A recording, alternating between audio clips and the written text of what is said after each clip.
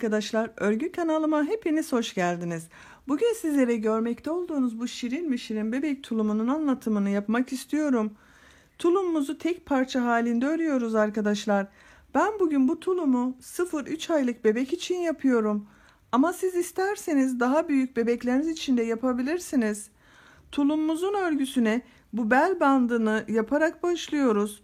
Ön ve arka bandı ayrı ayrı örüyoruz. 2 sıra trabzandan itibaren gövdeyi birleştiriyoruz, tek parça halinde örüyoruz. Tulumun örgüsüne bel bantlarından başlandığını söylemiştim.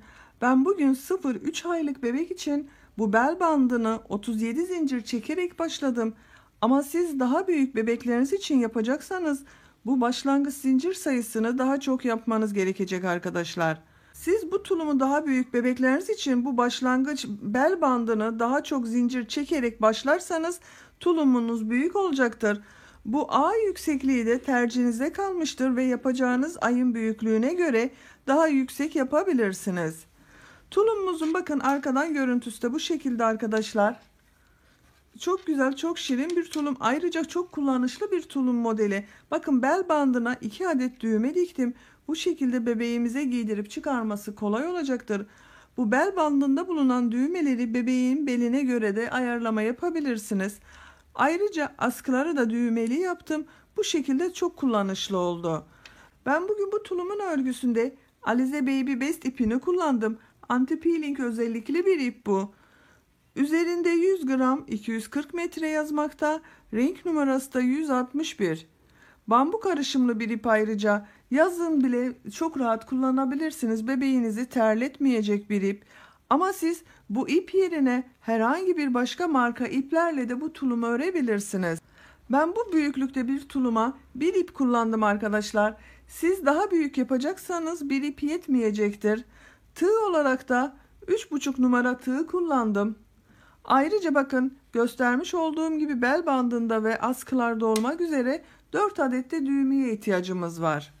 Malzemelerimizde söylediğimize göre örgümüze geçebiliriz.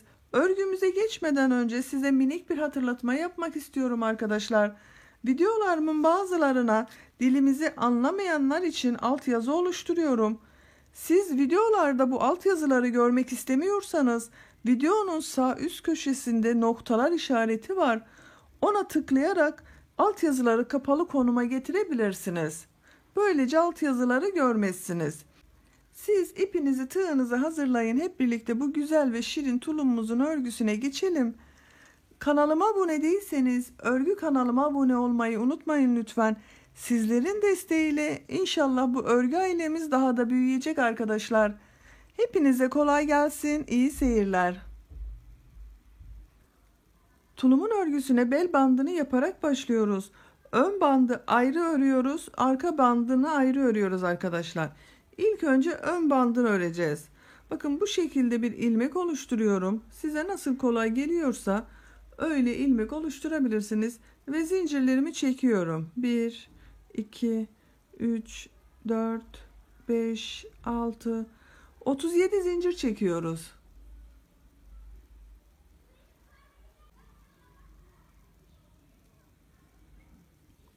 ...37 zinciri çektim. Zincirin uzunluğunu ölçüyorum. Şöyle ipten uzatalım. Bakın hiç örgümü çektirmeden ölçüyorum. Sıfır noktasından tam bitmiş hali 19 santim. Bu da benim yapacağım yeni doğanla 3 aylık bebek için güzel bir ölçü.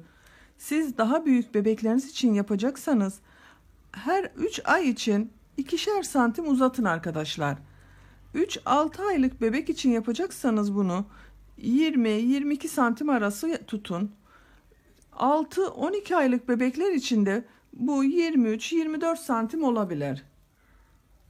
Bu zincirin uzunluğu. Şimdi bu çekmiş olduğumuz 37 zincirin üzerine sık iğne yapacağız. Bir zincir çekiyorum bakın. İpi tığın üzerine almadan bakın bir ilmek atlıyorum.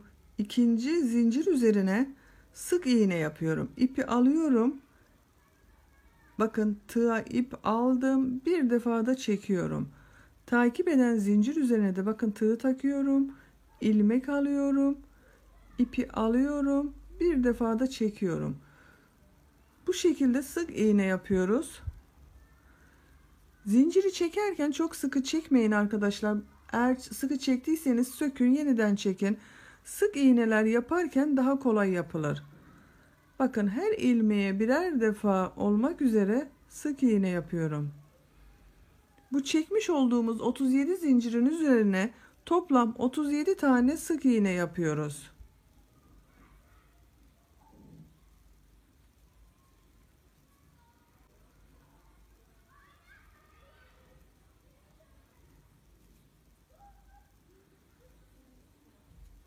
Bakın, 37 tane sık iğneyi yaptım. İlk sırayı bitirdik. İkinci sırada tekrar sık iğne yapacağız. Bu bel bandında 4 sıra sık iğne yapacağız arkadaşlar. Bu ikinci sırayı yaparken düğmeler için düğme deliklerini de belirleyeceğiz. Bakın, bir zincir çekiyorum. Örgüyü çeviriyorum. İlk ilmek üzerine sık iğne yapıyorum yine. 1 2 zincir çekiyorum.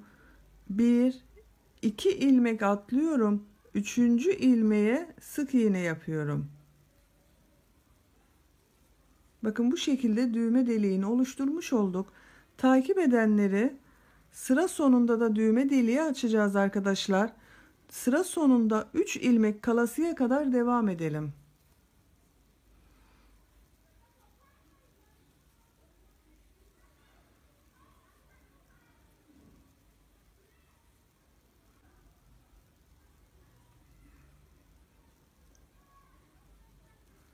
Sıra sonunda bakın 3 sık iğne kaldı. Tekrar 2 zincir çekiyorum diğer düğme deliği için. 1 2 ilmek atlıyorum. Üçüncü ve son olan ilmek üzerine bir sık iğne yapıyorum. Bir zincir çekiyorum, örgüyü çeviriyorum. Bir üst sıraya çıkmak için bakın, bu ilk ilmek üzerine sık iğne yapıyorum. Bu 2 zincir çektiğimiz boşluğa 2 sık iğne yapıyorum. Takip edenleri de sık iğne olarak devam ediyorum.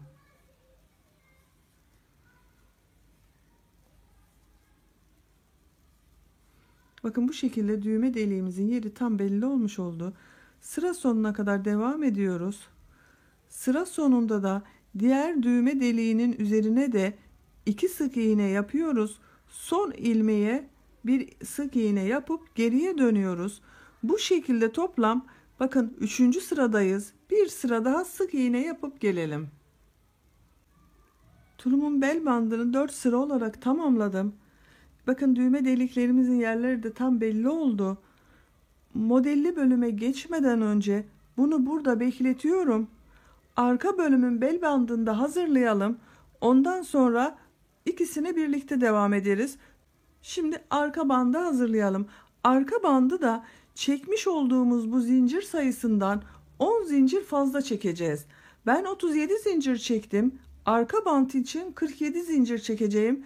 Siz kaç zincir çektiyseniz tulumun başlangıcı için ondan 10 zincir fazla olarak da arka bölümü başlayın arkadaşlar. Bakın, bunu iç bölümden çıkarmıştım, ipin ucunu.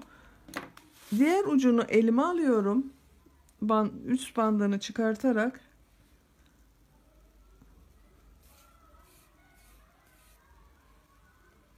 Bakın, dıştan olan diğer ucunu elime alıyorum. Arka bant için 47 zincir çekiyorum. Bakın, yine bir ilmek oluşturuyorum ve 47 zincir çekiyorum. 1 2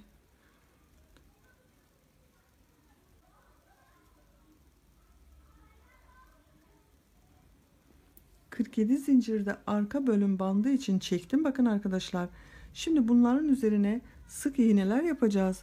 Bir zincir de dönüş için çekiyorum. İlk ilmeği atlıyorum. İkinci ilmek üzerine sık iğne ve başlıyorum. Bakın, her zincire birer tane sık iğne yapıyoruz yine. Aynı bu ön band gibi sık iğneleri yapalım. Bu bandı 4 sıra sık iğne yapmıştık. Bu arka bandı da aynı şekilde 4 sıra sık iğne olarak tamamlayalım. Sadece bu düğme deliğini bu arka bölümde açmıyoruz. Düz sık iğneler yapıyoruz. Arka bölümün bel bandını da 4 sıra sık iğne olarak tamamladım. Ön ve arka bantlarımız hazır. Bunları şimdi birleştirmiyoruz arkadaşlar.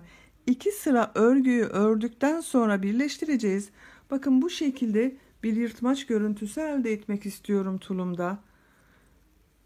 Bu yırtmaç görüntüsünü elde edebilmek için 2 sıradan sonra 3. sırada tulumu birleştirip tek parça haline getireceğiz. İlk önce bunların orta noktalarını bulalım. Bakın ön bölümü 37 ilmek yapmıştık.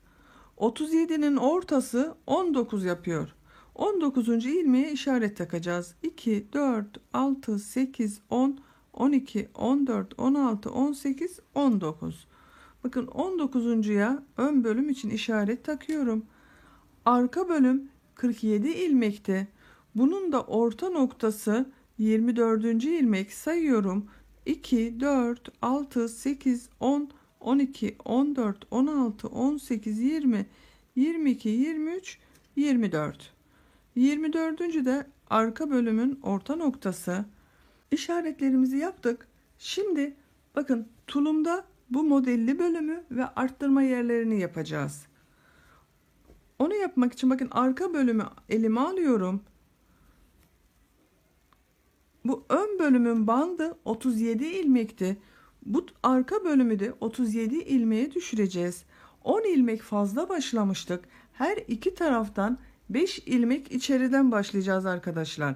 Bakın kaydırma tekniği yapıyorum. Bir zincir çekiyorum. Bakın bunu atlıyorum. İkinci ilmeğe tığ taktım. İp aldım. İçerisinden çekiyorum. 2 3 4 5. Bakın 5 tane kaydırma yaptık. Bir zincir çekiyorum. İpi tığın üzerine alıyorum. Burada trabzanlar yapacağız. Trabzanları yaparken ilmekten alarak yapacağız. Bakın bu düz taraflarında ilmekten alarak trabzan yapacağız. Tulumda şu görüntüyü elde edebilmek için dışa bir çıkıntılık var. Onu elde edebilmek için trabzanları ilmekten alarak yapıyoruz. Bakın ilk trabzanı şu şekilde ilmekten alıyorum.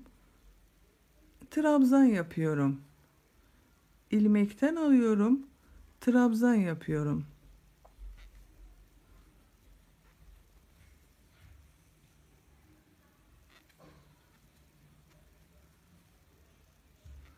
Her ilmekten alarak trabzan yapalım. Bu işaret yaptığımız yerden bir öncesine kadar devam edelim.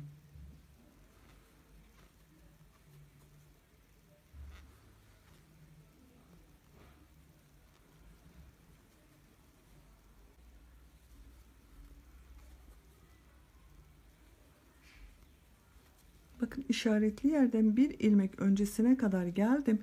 Kaç trabzan yaptığımı sayıyorum. 2, 4, 6, 8, 10, 12, 14, 16, 17. 17 trabzan yaptım. Bakın bu bir ilmekle birlikte bak 18. Bir zincir çekiyorum. İpi tığın üzerine alıyorum. Bu işaret yaptığım yere çıkarıyorum. Bakın ondan önceki bu ilmeği atlıyorum. Bu işareti çıkardığım yere 3 trabzan yapıyorum. 1, 2, 3. Bir zincir çekiyorum. Bir ilmek atlıyorum. İkinci ilmeği bakın ilmekten alarak trabzan yapıyorum. Takip edenleri de aynı şekilde ilmekten alarak trabzanlar yapıyorum.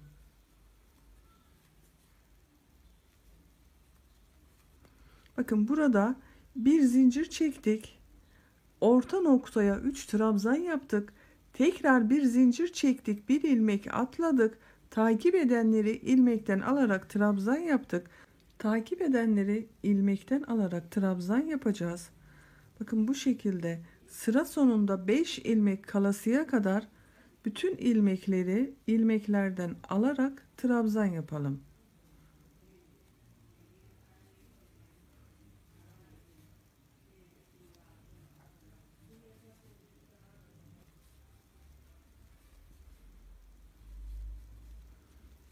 İlmeklerden alarak bakın geldim. 2, 4, 5 ilmek boş kaldı. Sıra başında da 5 ilmeği kaydırma tekniği yaparak boş bırakmıştık. Burada da toplam 17 trabzan yaptım arkadaşlar. 17 bu 3 trabzandan önce var. 17 de bundan sonra var bakın. İkinci sıradayız. Örgüyü çeviriyorum. İlk ilmeğin üzerine 2 ilmekten alarak trabzan yapıyorum. Bakın normal trabzan yapıyoruz. Tulumun örgüsünde düzden giderken ilmeklerden alıp trabzan yapacağız. Ters taraftan örgü örerken normal ikili trabzanlar yapacağız. Bakın bu şekilde 2 ilmekten alarak trabzan yapıyorum. Her ilmekten alarak trabzan yapalım. Bu orta noktada bir zincir çektiğimiz yere kadar devam edelim.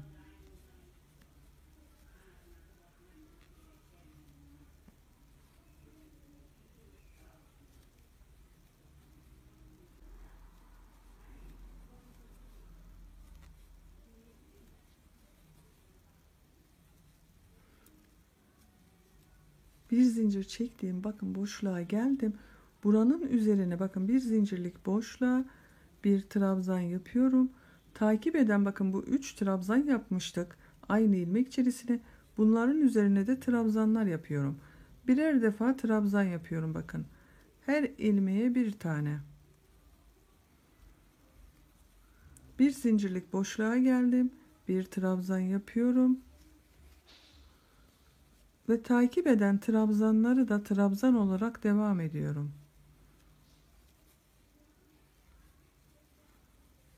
Bakın orta görüntüsü böyle arkadaşlar. Sıra sonuna kadar bakın buraya kadar bütün ilmeklerin üzerine birer tane trabzan yapalım.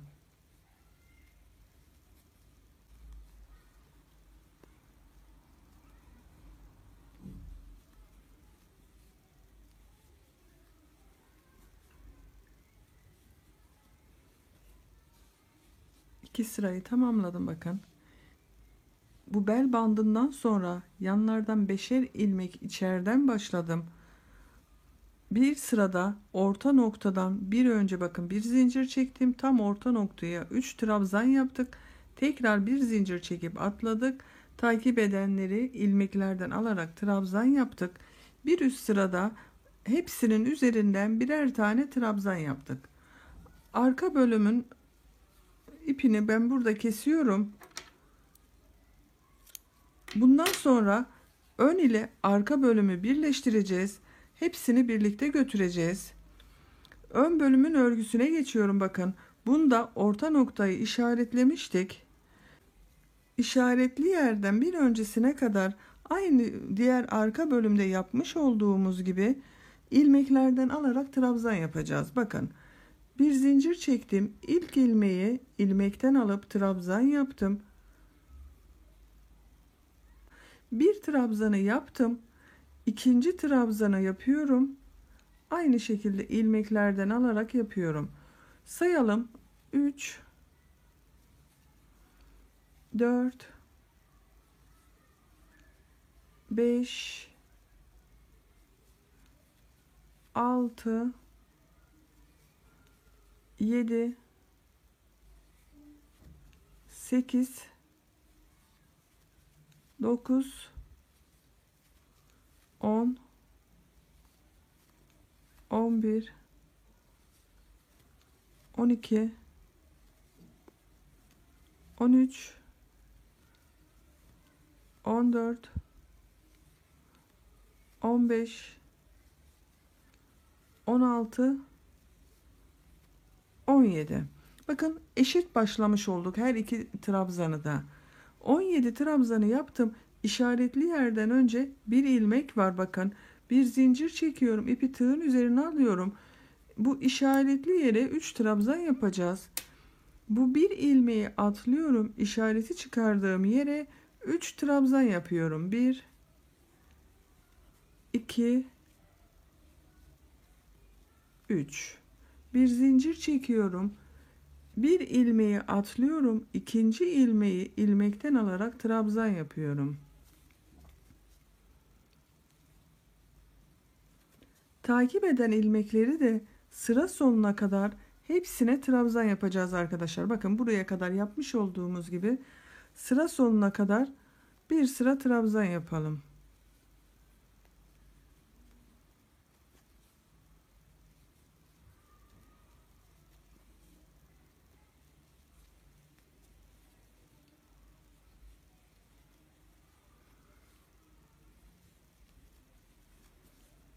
Sıra sonunda son ilmeği de ilmekten alarak trabzan yaptım.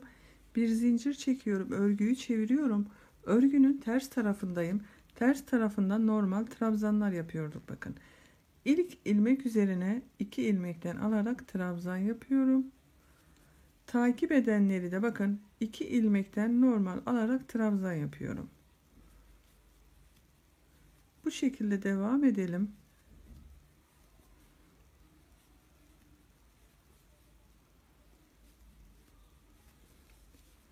Arka bölümün bu modellerin üzerinde yapmış olduğumuz gibi bu sırada hepsinin üzerinden trabzanlar yapalım. Bu bir zincirlik boşluğa trabzanlı yapalım. 3 trabzanın üzerine yine trabzan yapıp zincir boşluklarına da trabzanlar yaparak sıra sonuna kadar devam edelim.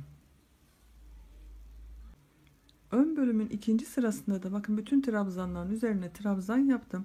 Bir zincirlik boşluklara ve bu ortada bulunan 3 trabzan üzerine de trabzan yaptım. Böylece 2 sırayı bitirmiş olduk. Arka bölümü bu sırada ipini kesmiştik. Ön bölümde ip kesmeyeceğiz. Bakın bir zincir çekiyorum, örgüyü çeviriyorum. İlk trabzanı ilmekten alıp trabzan yapıyorum. Takip edenleri de trabzan yapıyorum. Bu sıranın sonuna kadar bu şekilde devam edeceğiz arkadaşlar. Sıra sonunda arka bölümle bu ön bölümü birleştireceğiz. Tulumumuzu tek parça haline getireceğiz. Bakın bu bir zincir çektiğimiz bu boşluğun üzerinde bulunan trabzanın üzerine kadar hepsini ilmeklerden alarak trabzan yapalım. Bakın şu şekilde. Orta noktaya kadar devam edelim.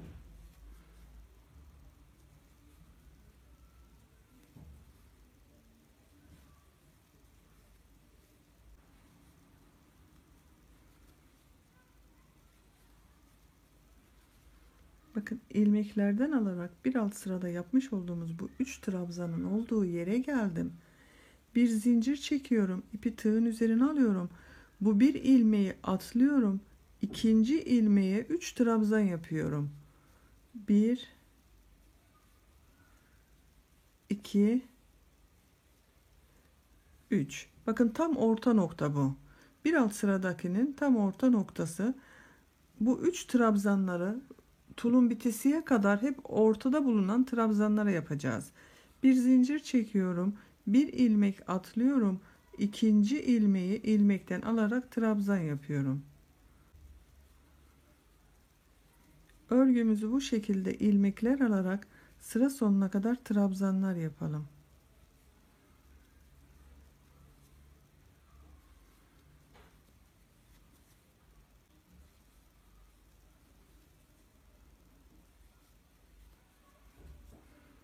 Son ilmeği de aynı şekilde ilmekten alarak trabzan yaptım. Şimdi devamında bu arka bölüme devam edeceğiz. Elime alıyorum bakın. Bitirmiş olduğum, ipini kesmiş olduğum buradan devam edeceğiz. Bakın örgünün düz gelmesine dikkat edelim.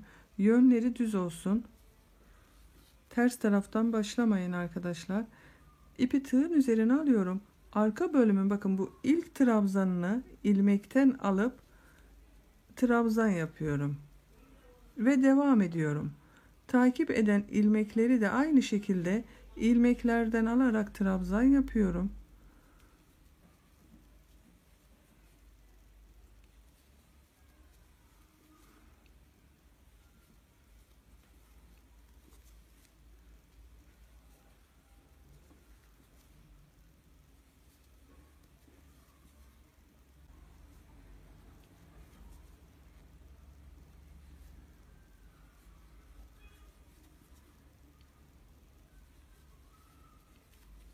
Bakıyorum hemen bakın orta noktaya geldim. Bir zincir çekiyorum. Bakın bu en ortada bulunan trabzanın üzerine 3 trabzan yapacağız. Bu bir ilmeği atlıyorum. Ortada bulunan bu trabzanın üzerine 3 trabzan yapıyorum. 1 2 3. Bir zincir çekiyorum. İpi tığın üzerine alıyorum. Bakın bir ilmek atlıyorum. İkinci ilmeği ilmekten alarak trabzan yapıyorum.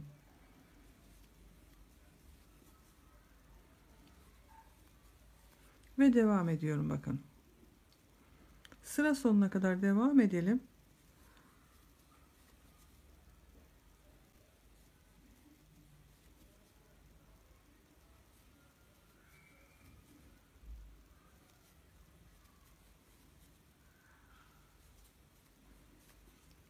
Sıra sonunda son ilmeği de aynı şekilde ilmekten alıp trabzan yaptım. Bu bitirmiş olduğum trabzanı bakın diğer ön bölüm ile birleştireceğiz. Şu şekilde düzgün gelmeye dikkat ediyorum bakın arkadaşlar. Şu anda bitirdim trabzanı. Bu ilk başlangıçta bulunan bakın şu ilmeğe tığı takıyorum. İp alıp içerisinden çekiyorum. Kaydırma tekniği yaparak burayı bakın birleştirdim. 1 2 zincir çekiyorum. Örgüyü çeviriyorum. Bakın örgüyü çevirdik. Çevirmezsek örgünün şekli değişir. Örgüyü çevirdim. Ters taraftan gidiyoruz. Ters taraftan örerken normal ikili trabzan yapıyorduk. Bakın ilk ilmek üzerine trabzan yapıyorum. Takip eden ilmekler üzerine de ikili trabzanlar yapıyorum. Her birine birer tane.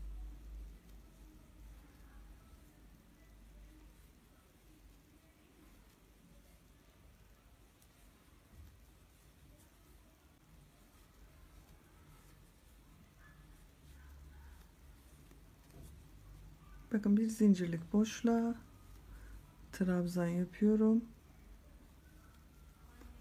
3 trabzanın üzerine trabzan yapıyorum.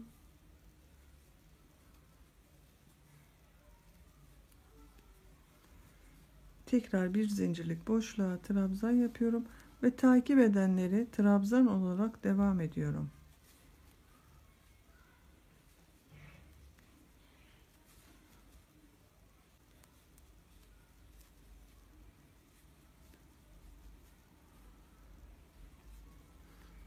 Bakın birleştirme yaptığımız yerden de aynı şekilde trabzanlara devam ediyorum. İlmekleri zaten belli. Bakın bu şekilde. Sıra sonuna kadar gidelim.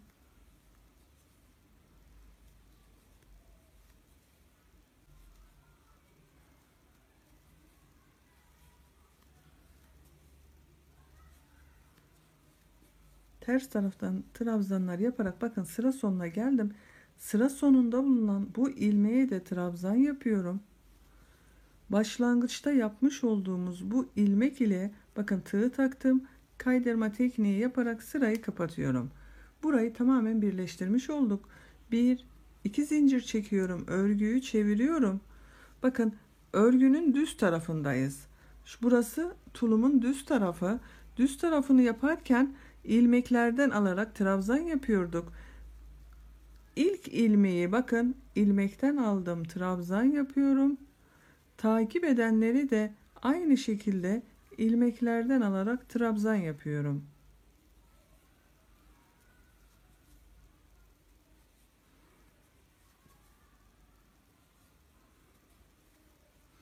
Bu şekilde ilmeklerden alıp trabzan yaparak buranın orta noktasına kadar gelelim.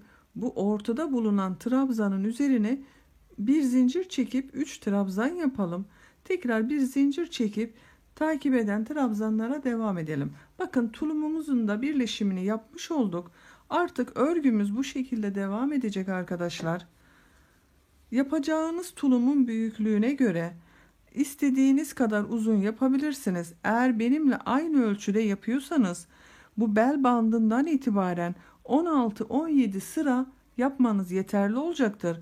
Ama siz daha büyük bebekler için yapıyorsanız 20-22 sırada yapabilirsiniz. Bakın benim bu yapmış olduğumda aynı o şekilde 17-18 sıradan oluşan bir model. Bu yüksekliği yapacağız. Arttırmalar bu arttırma yerlerinden oluyor. bu orta bölümde yapmış olduğumuz yerlerden arttırma yapıyoruz. Yanlardan hiçbir arttırma işlemi yapmıyoruz. Örgümüzü bu şekilde devam ettirerek düz taraftan giderken şimdi yapmış olduğumuz gibi ilmeklerden alalım. Tulumun ters tarafından örerken de her iki ilmekten alarak trabzan yapacağız. Bu şekilde örgümüzü devam ettirerek toplam bir 16-17 sıra kadar örelim arkadaşlar, gelelim. Tulumun gövde uzunluğunu benim için gerekli olan yüksekliğe kadar ördüm. Kaç sıra trabzan yaptığıma bakıyorum. Bakın 2, 4, 6, 8, 10, 12, 14, 16, 17 sıra trabzan sırası görünüyor. Bu modellerden de 2, 4, 6, 8, 9 sıra. Bakın modelli bölümde bitirdim. Üstünden trabzan gittiğimiz sıradayız. Artık burada A ortasını ayıracağız. Bacakları ayrı öreceğiz. Bakın yan taraftayım. 2 zincir çekiyorum yine. Örgüyü çeviriyorum. Bakın ters tarafındayım şu anda. Burada bakın bu 3 trabzan yaptığımız yerin orta noktasına kadar devam ediyoruz. 2 zincir çektim. Bakın ilk gördüğüm ilmek üzerine trabzan yapıyorum. Tersten gittiğimiz için bakın düz trabzanlar yapıyorum. İlmekten almadan normal 2 ilmeğe birden batarak yapıyorum. Bakın burada bulunan bu 3 trabzanın ortada bulunan trabzana kadar devam edelim.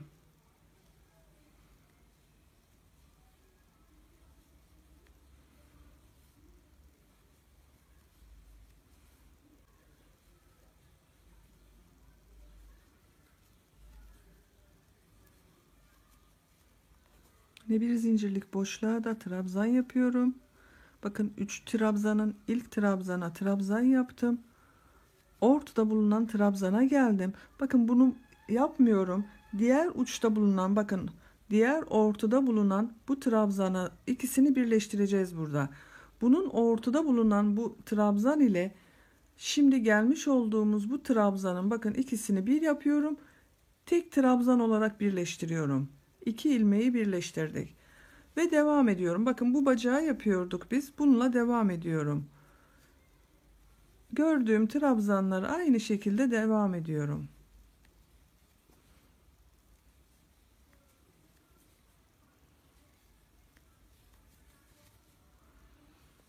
Başladığımız yere kadar devam edelim arkadaşlar.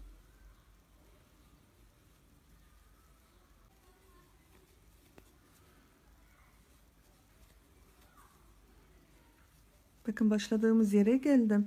Burada son ilmek var. Buna trabzan yapmıyorum. Artık bacak bölümünde hem bu yanlardan hem de bu A ortası olan yerden kesmeler yapacağız. Kesme yapmamız için de bakın bu son ilmeği, trabzanı yapmıyorum. Bunu atlıyorum. Başlangıç ilmeği ile kaydırma tekniği yaparak sırayı kapatıyorum. Bakın orada bir ilmeği yapmadım, kesme yapmış oldum. 1 2 zincir çekiyorum.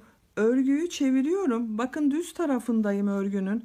Düz tarafında ilmekleri ilmek olarak alıyorduk. Bakın bu iki görünen ilmekten dış tarafta olanı alıyorum. Trabzan yapıyorum. Modeli değiştirmiyoruz. Aynı şekilde ilmeklerden alarak bu A ortasına kadar devam edelim.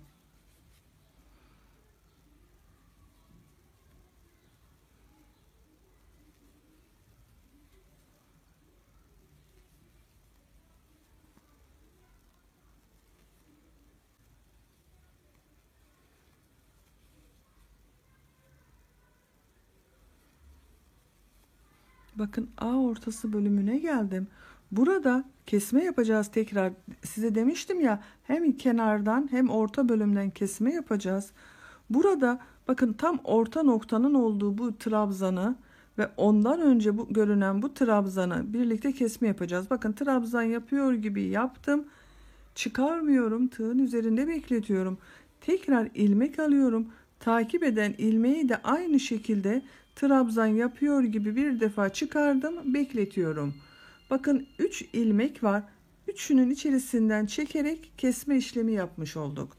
Takip edenleri Trabzan olarak devam ediyoruz. Bakın ilmeklerden alarak trabzan yapıyoruz ama. Sıra sonuna kadar devam edelim. Bakın sıra sonunda tekrar bu son ilmeğe trabzan yapmayacağız, kesme yapacağız.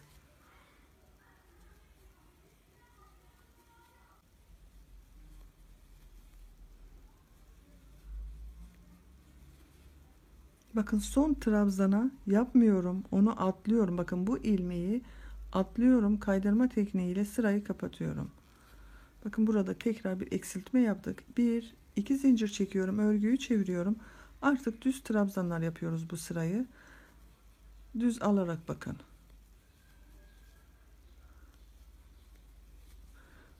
Bu A ortasına kadar tekrar bir gidelim arkadaşlar.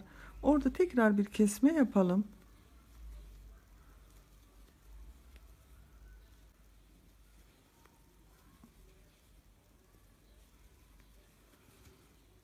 Bakın A ortasında kesme yaptığımız yerdeyim. Bir alt sırada bu kesme yaptığımızdan bir önceki trabzanı yapmıyorum bakın.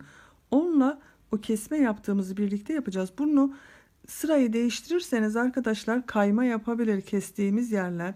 Bakın ondan önce bulunan bu ilmeğe tığ takıyorum. Trabzan yapıyor gibi yaptım. Bekletiyorum. Bakın kesme yaptığımız ilmek bu da üzerine trabzan yapıyor gibi yaptım. Kesme yapıyorum. Ve takip edenleri trabzan olarak devam ediyoruz. Sıra sonuna kadar devam edelim. Bu başladığımız yere kadar.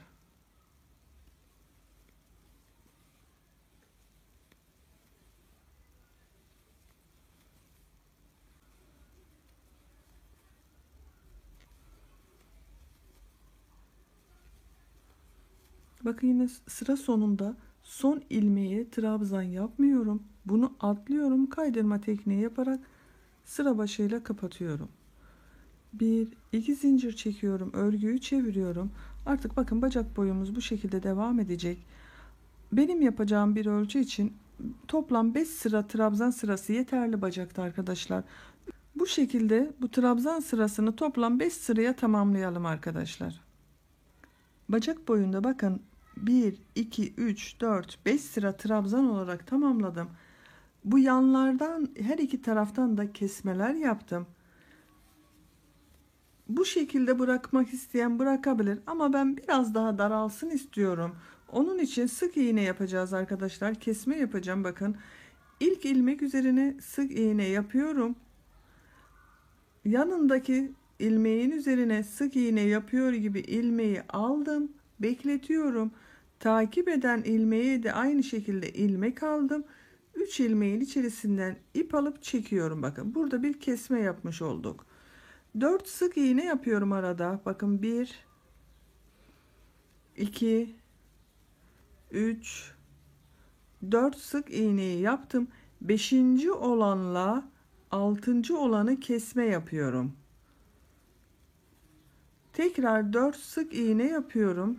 1 2 3 4. Siz isterseniz arada üçer tane de yapabilirsiniz. Daha dar olsun isterseniz. Ben bu şekilde 4 tane bırakırsam yeterli olacağını düşünüyorum. 1 2 3 4 kesme yapıyoruz tekrar.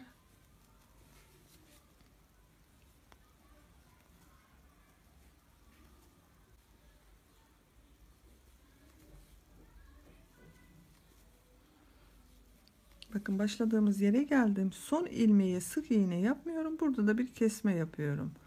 Başlangıç gözeneği ile kaydırma tekniği yaparak bitirdim. Bakın böylece bitirmiş olduk. Görüntüsü bu şekilde oldu. Darlık da yeterli olduğunu düşünüyorum arkadaşlar. Bakın çok sıksın istemedim bebeğin bacağını. İpi burada kesiyorum ben. Diğer bacağın örgüsünü de yapalım. Diğer bacağın örgüsüne bu A ortasından başlayalım. Bakın bu iki ilmeği birleştirip tek ilmek yapmıştık. Şu her iki parçadan buradan bir ilmek oluşturuyorum. İsterseniz burada bir defa düğüm atalım. Ben her zaman için daha sağlam olması taraftarıyım. Bakın aynı yerden bir ilmek çıkarıyorum. Bir, iki zincir çekiyorum. Örgümün yönüne bakıyorum. Bakın ters taraftan gidiyorum. Buradan gidiyoruz. Bacak çevresinden yapalım bakın. Her trabzanın üzerine trabzan yapıyorum. Bu başladığımız ipi de içeriden götürelim biraz. Temiz görüntüsü olsun.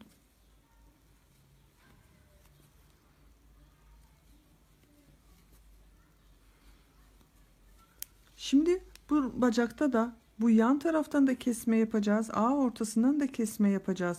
Bu yan bölgesine kadar tam ortalayın böyle arkadaşlar bacak bölümünü. Buraya kadar düz trabzanlara devam edelim. Orada tekrar bir kesme yapacağız.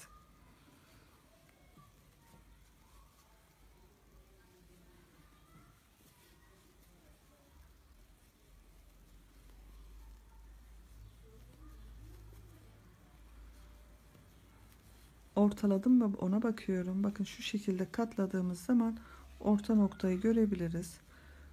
Bakın böyle bir tane daha trabzan yapayım. Bakın bir trabzan yaptım. Bu iki trabzanı trabzan kesmesi yapacağız burada. Bakın bir trabzan yapıyor gibi yaptım, bekletiyorum. İkinciyi aynı şekilde. 3 ilmeğin içerisinden bir defada çekip tek ilmek yapıyoruz. Takip edenleri trabzan olarak devam ediyorum.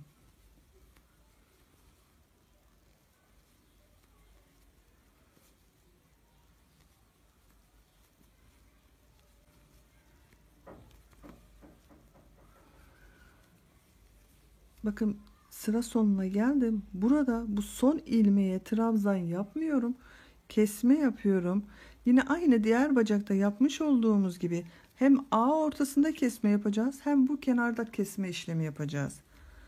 Bir iki zincir çekiyorum. Örgüyü çeviriyorum. Bakın örgünün düz tarafı ilk ilmeği alıyorum. İlmekten alıyorum. Trabzan yapıyorum ve devam ediyorum.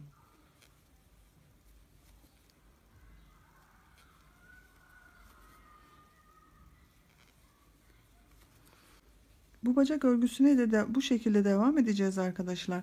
Diğer bacakta yapmış olduğumuz gibi hem ortasına gelen yerden hem de bu kenardan kesmeler yaparak aynı yükseklikte tamamlayalım arkadaşlar bu bacağın örgüsünü. Aynı yerlerde kesme yapacağız bakın. Hem burada hem ortasında kesme yapmayı unutmayalım. Bacak örgüsünü siz aynı diğeri gibi yaparsınız. Şimdi bu ön robaya gelecek olan bölümü de başlayalım. Örgümüze o şekilde hepsini birlikte devam ederiz. Bakın nereden başlayacağıma bakıyorum. Orta noktasını buluyorum.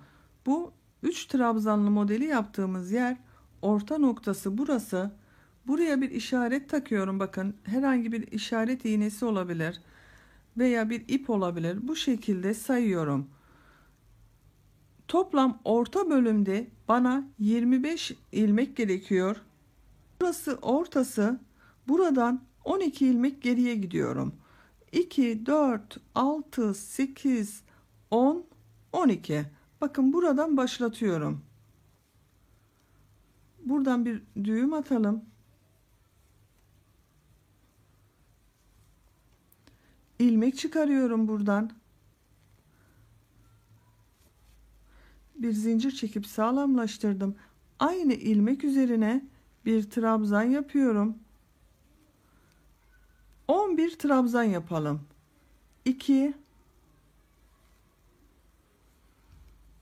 3 4 5 6 7 8 9 10 11. Bakın işaretli yerden bir önceki ilmek var. İşaretli yerle birlikte burada 3 ilmeği kesme işlemi yapacağız. Bir zincir çekiyorum. Bu işareti çıkarıyorum bakın. Ondan önceki ilmeğe trabzan yapıyor gibi yaptım. Bekletiyorum. Tekrar ilmek alıp bakın bu işaret yaptığımız ilmek de Bundan da trabzan yapıyor gibi yaptım. Bir sonraki ilmeğe de trabzan yapıyor gibi yaptım. Bakın şu anda 4 ilmek var. İp alıp 4'ün içerisinden çekiyorum. Burada bir kesme yapmış olduk. Bir de zincir çektik, arttırma yaptık. Bir zincir çekiyorum. Takip eden ilmeklere 11 trabzan yapıyorum. 1 2 3 4 5 6 7 8 9 10 11. Bir zincir çekiyorum, örgüyü çeviriyorum. Bakın gördüğüm ilk ilmek üzerine trabzan yapıyorum. Takip edenleri de trabzanlar olarak devam ediyorum. Sayalım isterseniz. 1 2 3 4 5 6 7 8 9 10. Bakın 11 yapıyorum. İp takıldı. 11. Bu bir zincir çektiğim boşluğa bir trabzan yapıyorum. Bu kesme yaptırmıştık. Bakın model olsun diye ona bir trabzan yapıyorum. Tekrar bu bir zincir çektiğim boşluk vardı. Bakın kesmelerden önce ona bir trabzan yapıyorum. Takip edenleri sıra sonuna kadar devam ediyoruz.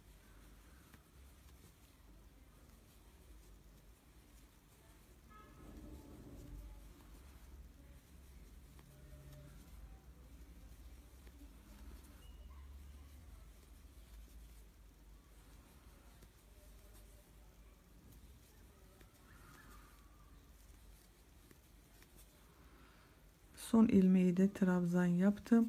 Bir zincir çekiyorum, örgüyü çeviriyorum. Örgünün düz tarafındayız. Düz tarafında ilmeklerden alarak trabzan yapıyorduk. Bu ilk trabzanı yine normal, bakın 2 ilmeği alarak trabzan yapıyorum. Takip edenleri ilmekten alarak trabzan yapıyorum. Bakın bu şekilde. Modelimizi bozmak istemiyorum ben. Düz trabzanlar yapmıyorum.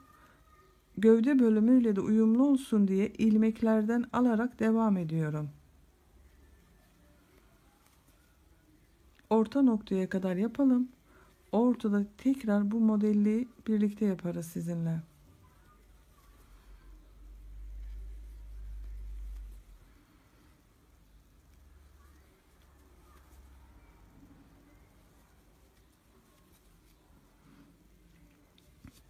Bakın modelli bölüme geldim. Buraya kadar yine 2, 4, 6, 8, 10, 11 trabzan yaptım bakın. 11 trabzandan sonra bir zincir çekiyorum. Bu ilk ilmeği bakın ilmekten alarak trabzan yapıyorum. Modeli bozmuyorum yine. Takip eden ilmeği de aynı şekilde trabzan yapıyor gibi yaptım. Bakın üçüncüyü de trabzan yapıyor gibi yaptım. 4 ilmek var. 4'ün içerisinden ip alıp çekiyorum. Bakın bunu üçünü tek ilmek haline getirdik. Bir zincir çekiyorum. Takip edeni yine aynı şekilde ilmekler alarak sıra sonuna kadar devam ediyorum. 11 ilmek olacak. Kesme yapmayın arkadaşlar. Sayın her sırada. Bakın 2 3 4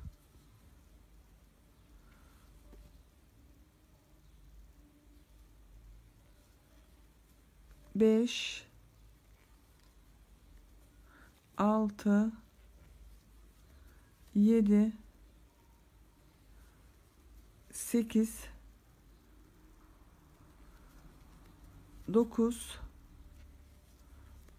10. Bakın son ilmeği düz trabzan yapıyorum. Bununla 11. Eksiltme yapmadık.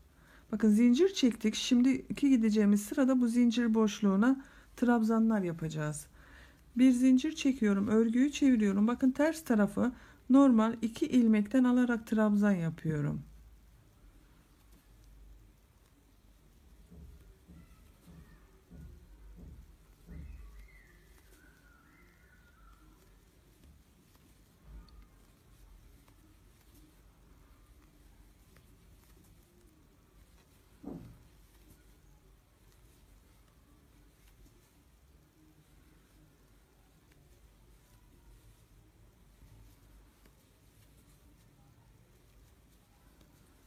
Bakın bir zincirlik boşluğa bir trabzan yapıyorum. Kesme yaptığımız modelli yere bir trabzan yapıyorum.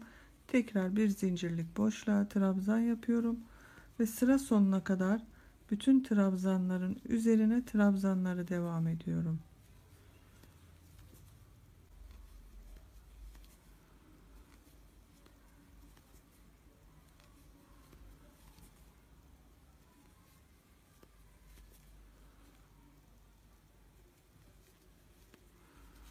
Bir zincir çekiyorum, sıra sonunda bakın düz tarafına geldim. Düz tarafında ilmeklerden alarak trabzan yapacağız. Bu ilk ve son trabzanı normal trabzan yapıyoruz ama. Bakın ilk trabzanı 2 ilmekten birlikte alarak trabzan yapıyorum. Diğer takip edenleri ilmeklerden alarak trabzan yapıyorum.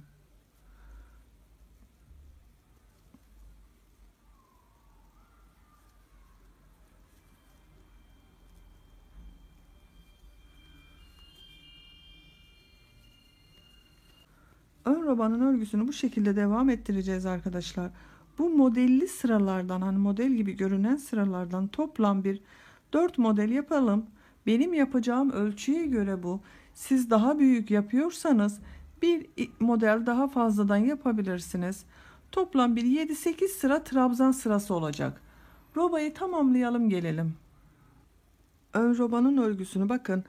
Başladığımız yerden itibaren 2, 4, 6 sıra trabzan, 1, 2, 3 tane de bu üçlü kesme modelinden yaptım. Dördüncü model sırasını yapıyoruz. Dördüncü model sırasını yaparken düğme için düğme delikleri de oluşturacağız. Onu da sizinle birlikte yapmak istedim. Bakın bir zincir çekiyorum. İlk ilmek üzerine normal ikili trabzan yapıyorum. Takip edenleri ilmekten alarak trabzan yapacağız. Bakın bir trabzanı yaptım. Bir trabzan daha yapıyorum. İlmekten alarak. Bu iki trabzandan sonra düğme deliği oluşturacağız. Bir zincir çekiyorum bakın burada. İpi tığın üzerine alıyorum. Bu bir ilmeği atlıyorum. İkinci ilmeği ilmekten alarak devam ediyorum. Bakın bunu düğme deliği olarak oluşturduk. Takip edenleri normal ilmekten alarak trabzanlara devam ediyorum. Orta bölümde yine bu üçlü kesme işlemini yapacağız.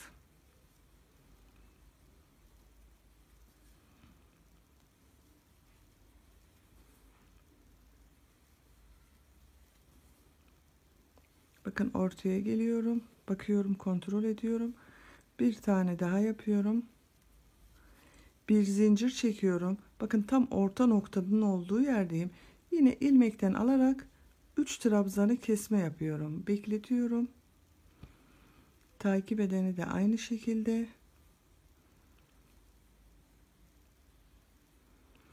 Hepsinin içerisinden çekip tek trabzan yapıyorum. Bir zincir çekiyorum ve devam ediyorum.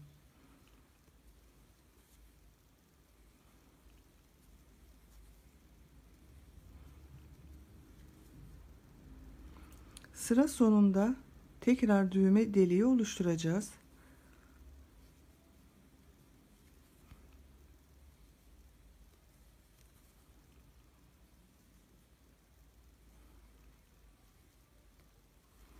Bakın sıra sonunda 3 trabzanımız kalacak.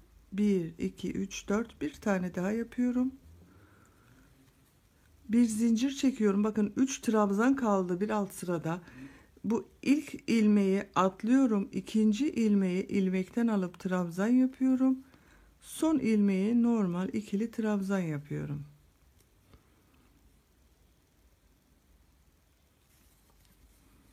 Bakın bir başta ve bir sonda olmak üzere 2 düğme deliğini oluşturduk. Bir zincir çekiyorum. Örgüyü çeviriyorum. Burası son sıra arkadaşlar. Çok yüksek olsun istemedim. Onun için bu sırayı trabzan sırası yapmıyorum. Bu sırayı kısa trabzanlar yapıyorum. Bakın ipi tığın üzerine alıyorum. İlk ilmek üzerine trabzan yapıyor gibi yaptım. Bir defa da çekiyorum. Tekrar bakın. İkinci ilmek üzerine tığ takıyorum. İp alıyorum, çekiyorum. Bir defa da içerisinden geçiriyorum. Boşluktan da bakın bir zincir çekip düğme deliği oluşturduğumuz boşluk var. Oradan da aynı şekilde kısa trabzan yapıyorum. Diğer adıyla çakma trabzan, siz nasıl adlandırırsanız artık kısa trabzanlar yapıyorum. Bakın bir defa da çekiyorum. İp alıyorum. İlmek alıyorum. Bir defa da içerisinden çıkarıyorum.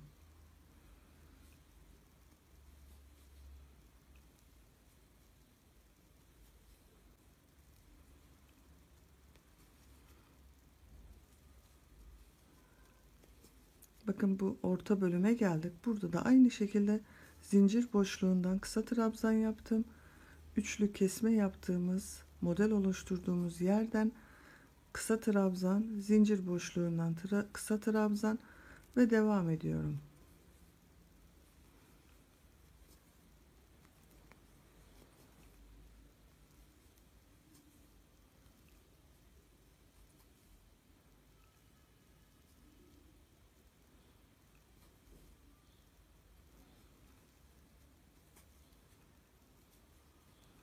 Sıra sonunda bulunan düğme deliğinin olduğu yerdeyim. Burada da aynı şekilde bu bir zincir çektiğimiz boşluktan kısa trabzan yaptım. Takip eden 2 trabzanın üzerine de kısa trabzanlar yapıyorum.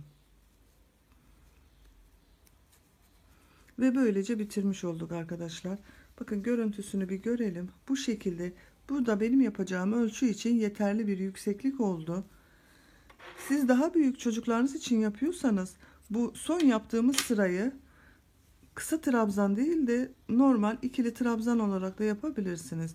İpi burada kesiyorum. Bakın böylece ön robayı bitirdik. Şimdi arka robayı yapacağız. Bakın bu arkadan da roba şeklinde oluşturacağız ve askıların yerini hazırlayacağız arkadaşlar. Arka robanın başlangıcı için bize 21 ilmek gerekiyor. Bakın yine ön robanın yerini belirlemek için yapmış olduğumuz gibi bu orta noktası olan, bu modelli olan sıraya şuraya bir işaret takıyorum. Burası orta noktası. Buradan 10 ilmek geriye sayıyorum. 21 ilmek gerekiyor ya. Sayıyorum bakın. 2, 4, 6, 8, 10. Bakın buradan arka robayı başlatıyorum.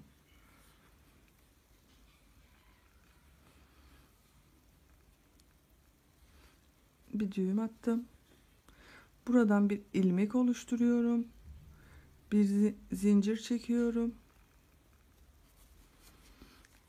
İpi tığın üzerine alıyorum. Aynı ilmek üzerinden bir trabzan oluşturuyorum. Ve trabzanları yapmaya devam ediyorum. Bakın 1, 2,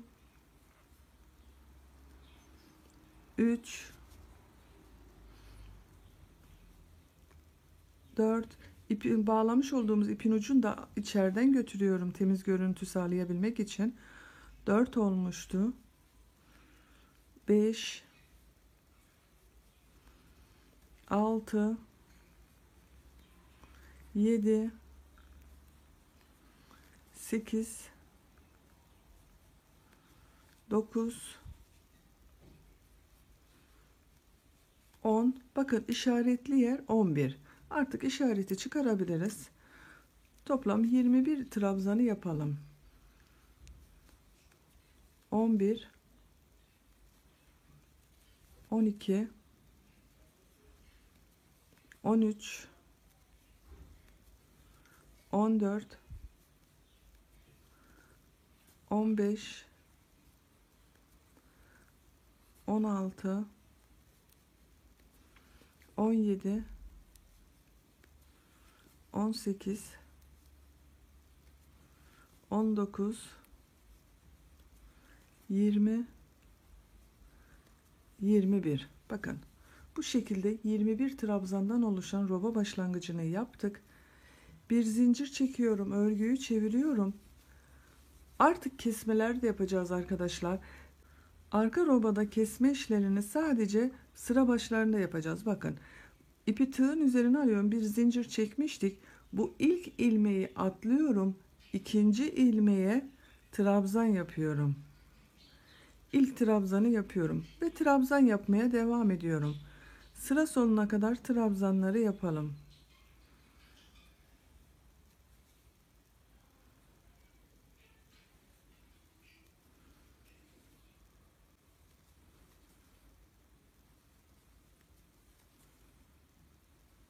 Bakın sıra sonuna kadar bütün trabzanların üzerine trabzan yaptım. Son ilmek üzerine de trabzan yapıyorum.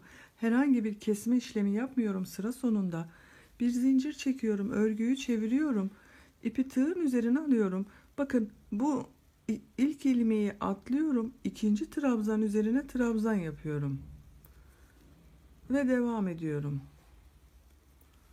Sadece sıra başlarında kesme yapıyoruz. İlk ilmeklere trabzan yapmayarak birer tane kesme yapıyoruz. Bu şekilde devam ederek birkaç sıra yapalım arkadaşlar. Arka robanın sırasında her sırada birer ilmek keserek bakın 6 sıra olarak tamamladım. 2, 4, 6. Bu son sırada ilmekleri sayıyorum. 2, 4, 6, 8, 10, 12, 14, 16 trabzan var. Artık askılara ayıracağız. Askılar için 8'er trabzana ayırıyorum. Bakın bir zincir çekiyorum. İlk askıyı yapmaya başlıyorum. Bu ilk ilmek üzerine yine hiçbir işlem yapmıyorum. Bunu atlıyorum. İkinci ilmek üzerine trabzan yapıyorum. 1, 2, 3, 4, 5, 6, 7. Bakın ilk askıyı tamamladım. Geride 2, 4, 6, 8 trabzan kaldı. Bu diğer askı için kalacak. Bir zincir çekiyorum, örgüyü çeviriyorum. Tekrar bakın kesme yapmak için bu ilk ilmeğe hiçbir işlem yapmıyorum. İkinci ilmeğe ilk trabzanı yapıyorum. 1, 2, 3, 4, 5, 6. Bakın bu sırada da 6 kaldı. Bir zincir çekiyorum, örgüyü çeviriyorum. Tekrar ilk ilmeği atlıyorum. İkinci ilmek üzerine trabzan yapıyorum. 1, 2, 3, 4, 5. Bir zincir çekiyorum, örgüyü çeviriyorum. Bakın hep sıra başlarında ilk ilmekleri atlıyorum. 3 ilmek kalasıya kadar devam edeceğiz. Bakın 1, 2, 3, 4. Bir zincir çekiyorum, örgüyü çeviriyorum tekrar. İlk ilmeği atlıyorum. 1, 2, 3. Askının uzunluğunu bu 3 trabzan ile devam ettireceğiz arkadaşlar. Siz benden büyük tulum yapıyorsanız o zaman 4 ilmekte bırakmanız gerekecektir. Benim yapacak olduğum tulum küçük olduğu için askı çok kalın olsun istemiyorum. O yüzden 3 trabzan bırakarak devam ediyorum. Bir zincir çekiyorum, örgüyü çeviriyorum. Bakın bu şekilde ilk trabzanın üzerine trabzan yapıyorum artık. Çünkü 3 trabzan ile devam edeceğiz. 2, 3. Bir zincir çekip çeviriyorum.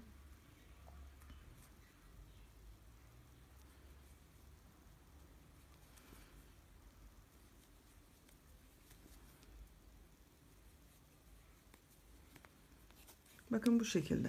Bu 3 trabzan ile askının uzunluğunu ayarlayalım. Askıları ayırdığımız bu trabzanlardan itibaren toplam bir 15-16 santim kadar örelim. Askı uzunluğunu benim için gerekli olan yüksekliğe kadar örerek bitirdim. Kaç santim ördüğüme bakıyorum. Bakın bu askılara başladığımız yerden itibaren toplam 16 santim. Kaç sıra ördüğüme bakıyorum. Bakın bu başladığımız yerden itibaren, hani kesmelere başladığımız yerden itibaren 2, 4, 6, 8, 10, 12, 14, 16, 17. sırada bitirdim. İpi artık burada kesiyorum. Bakın bir düğüm atıp sağlamlaştırdım. İpi burada kesiyorum. Diğer askıya başlamak üzere bakın şuradan hemen buradan bir ilmek çıkarıyorum. 8 ilmek ayırmıştık diğer askı için. İlk ilmekten bu şekilde bir ilmek oluşturuyorum. Bir zincir çektim. Aynı ilmek üzerine hiçbir işlem yapmıyorum. Bakın kesme yapıyoruz. Bunda da aynı şekilde kesme yapmıştık. İkinci ilmek üzerine trabzan yapıyorum. Toplam bunda ilk sırada 7 trabzan vardı. Bunu da sayalım. 1 2 3 4 5 6 ve 7.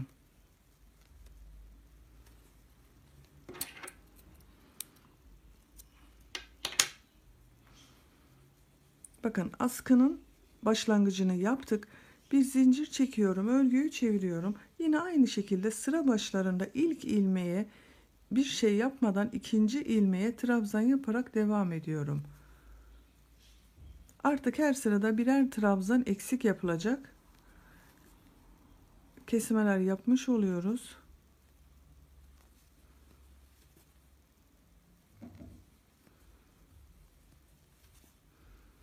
Bir zincir çekiyorum, örgüyü çeviriyorum. Bakın ilk ilmeği atlıyorum, ikinci ilmekten trabzan yapıyorum.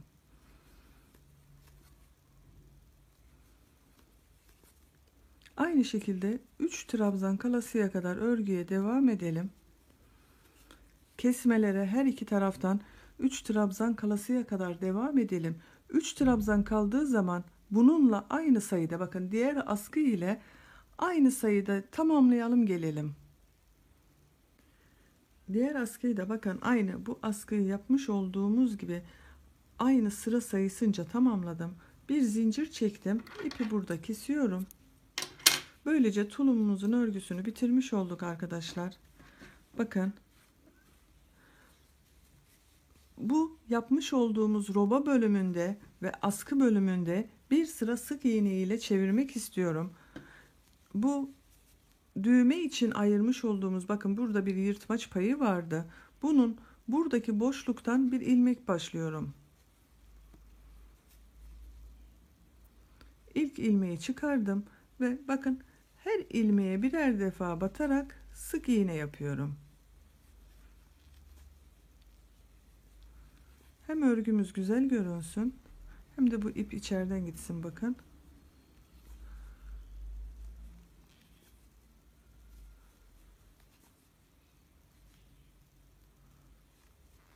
Sık iğne çalışması yapıyorum.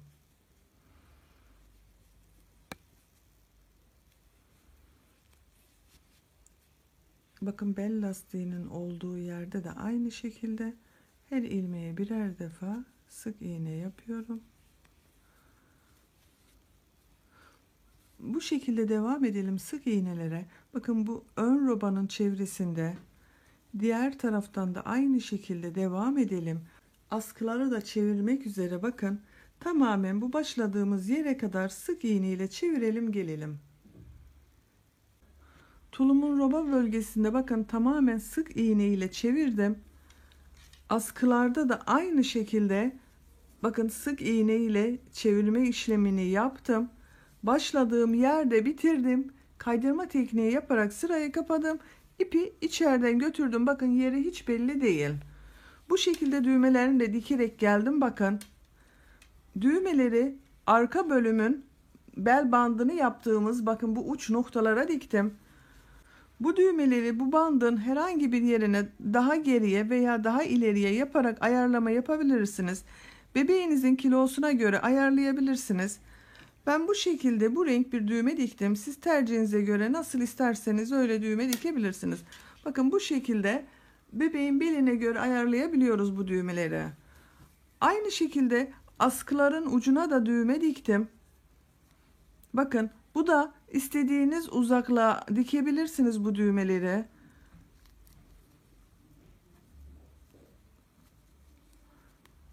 Bu şekilde geçirdiğimiz zaman kullanıma hazır bir tulum elde etmiş olduk arkadaşlar. Görmekte olduğunuz gibi çok şirin ve çok güzel oldu. Çok tatlı bir tulum yaptık. Tersten görüntüsüne bakın. Tersten görüntüsü de bu şekilde. Artık tulumumuz giyilmeye tamamen hazır. Tulumumuzun bitmiş haliyle ölçülerini vermek istiyorum. Bakın enini ölçüyorum. Hemen bu bandın olduğu yerden enini ölçüyorum. 21 santim. Bu en geniş yerden enini ölçüyorum. 26 santim. Yüksekliğini ölçüyorum. Bakın bu bel bandının oradan bacak bitimine kadar olan mesafeyi ölçüyorum. 25 santim. Tam boyunu ölçüyorum. Bakın robanın başlangıcından bitim yerine kadar 32 santim. Askılı halde ölçüyorum. Bakın askıyla birlikte tam yüksekliğini ölçüyorum. 37 santimde askıyla birlikte tam yükseklik arkadaşlar. Bu yaptığımız ölçü de 0-3 aylık için çok güzel bir ölçü oldu. Böylece bir örgü anlatımımızın daha sonuna gelmiş olduk. Beni dinlediğiniz ve izlediğiniz için hepinize çok teşekkür ederim. Kanalıma abone değilseniz Ece'nin Örgüleri YouTube kanalına abone olmayı unutmayın lütfen. İnşallah sizlerle yeniden yeni örgülerde buluşmak üzere. Hoşça kalın, sevgiyle kalın.